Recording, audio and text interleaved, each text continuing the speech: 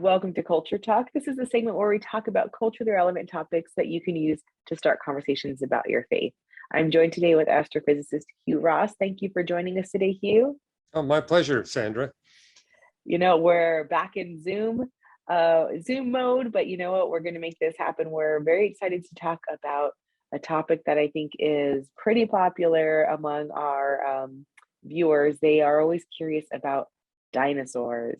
So for this episode, we're focusing on dinosaurs. And for this particular segment, we want to focus on whether dinosaurs were mentioned in the Bible. So that is kind of the first question we need to tackle. Were dinosaurs mentioned in the Bible? Yeah, I think not, for the simple reason I believe that God inspired the Bible to speak to all generations of humanity, not just to those of us in the 20th and 21st century.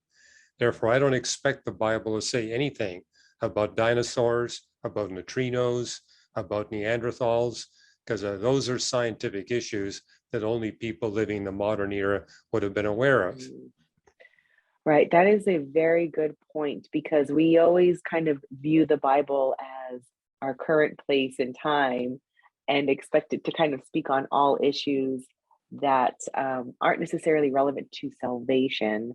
So when we think about dinosaurs, particularly whether they're mentioned in the Bible, kind of a common belief is that they are mentioned in the Bible when the Bible refers to Behemoth and Leviathan. So can you explain what those might actually be referring to, if not dinosaurs? Well, what's interesting, Sandra, is that people were making that speculation, but only after dinosaurs were discovered. If you actually look at commentaries on the book of Job, that's where you find the Behemoth and Leviathan, is in chapter 40 and 41 of the book of Job. Previous to, say, the 19th century, the people were commenting on those chapters, said, hey, this is obviously referring to the hippopotamus and the Nile crocodile. And because when it speaks about the behemoth in Job, it's a vegetarian, but it's a very dangerous animal, very dangerous if you get close to it, very powerful animal, and basically makes the point, hey, if you get close to either one of these animals, your life is in grave danger. And if you've got a stick in your hand or a rock in your hand, it's not going to help you much. So then when readers look at those verses referring to Behemoth and Leviathan, they can think of a hippopotamus and a crocodile instead. Well, it's important, Sandra, also to realize those two chapters will use sentences that speak about the literal characteristics of those animals, but it also uses, I counted 21 times where it uses the word as or like, which means that there's a lot of metaphor being used here. And the metaphors are always in the context of the human contactee, how you would feel if you had this close encounter.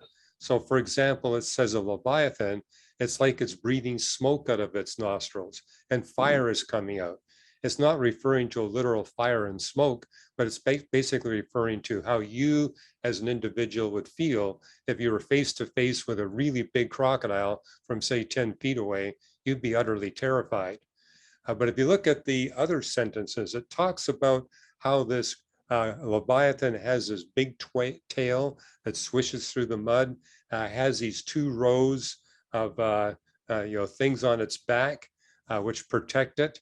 I mean, a crocodile indeed has a very thick hide, which protects it from injury. And it has these row of teeth, fierce teeth. And so this well describes the Leviathan.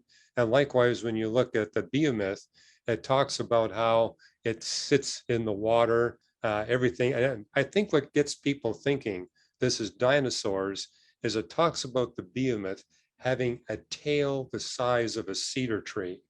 And they say, well, a hippopotamus has a relatively tiny tail. But what they're not aware is that the original Hebrew word there, the word zanab, refers not just to the tail of the creature, but the hindquarters of the creature. And if you look at a hippopotamus, it's got extremely muscular, powerful hindquarters, and it uses those hindquarters as a weapon. So for example, you come into close encounter with a hippopotamus in a river or a lake, And they have they're not carnivores, but they're highly territorial. If you come into their territory, they're going to attack you. And what they're going to do is they're going to use their powerful rump. So there's lots of indications of people going down the Nile. And the thing about these hippopotami is they're extremely subject to sunburn. So during the daytime, they submerge themselves, or maybe all you see is two nostrils above the surface. And so it's easy to get into their territory without noticing them. And when that happens, they're going to take their powerful rump and capsize your canoe. And the crocodiles are well aware of the behavior patterns of the hippos. And so they hang around just outside the territory of the hippos. But when the hippos capsize a canoe, that's where they all rush in and they get an easy lunch. Yeah. Well, I think that's helpful to kind of explain what those terms might be referring to. Now, I think for our science-minded friends, they might be used to hearing Christians argue that dinosaurs are mentioned in the Bible and that they actually coexisted with modern humans. So can you speak to maybe the timeline of when dinosaurs would have existed, at least from Reasons to Believe's perspective? Yeah, I often get asked the question, well, okay, the Bible doesn't mention dinosaurs, but where would they fit into the biblical account? And if you look at Genesis chapter 1, we have God creating the first animals at the beginning of creation, day 5. And then towards the end of day 5, he creates the birds and the sea mammals. It doesn't mention the land mammals that he created until you get to day 6, where it talks about 3 subcategories. But that would tell me that the dinosaurs fit between God creating the first animals and God creating the more advanced birds and mammals. So between the 2 statements that you see on creation day 5. And likewise, I think it's implied in Psalm 104, where it talks about God creating life with maximum biomass and biodiversity. So when conditions are suitable for the dinosaurs, this is when we expect them to create them. And for big dinosaurs to exist, you're going to need huge, shallow seas. And that's what Earth had, those big, shallow seas on the continents between 240 and 66 million years ago. So that would be the time epoch for when you'd expect the dinosaurs to be in the face of the Earth. They can't be any more recent than that, because we didn't have shallow seas. I mean, it's a principle of physics. You can't have a big land mammal weighing in excess of what you see with elephants unless you've got water to support them. You need water buoyancy to make possible creatures, land creatures of that size. So can you mention again then the specific time when dinosaurs would have existed? Yeah, about 230 to 66 million years ago. There were 3 epochs, but all 3 of those epochs is when we had very big shallow seas on the continental land masses.